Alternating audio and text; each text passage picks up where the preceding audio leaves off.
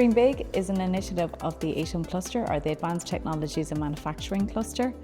It was developed in conjunction with our steering committee and was born out of the challenge that many of them faced in terms of attracting and supporting young people, firstly understand that they were available and that they were in the community, and secondly to showcase some of the career opportunities that they had within their organisations.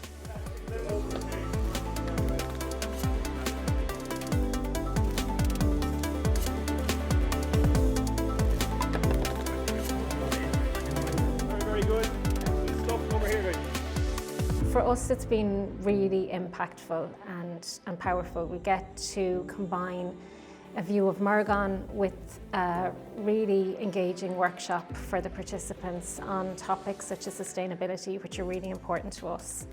And it's an important part of our outreach.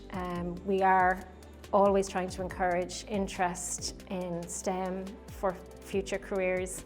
And Dreambig gives us an opportunity to meet a wide range of students from a number of different schools across the county and really make an impact on the choices that they may make in the future. So with Dreambig we saw a huge opportunity for Decotech. As I said, we're located in a very rural area, so one of the main issues for us as a company is to have a really good workforce.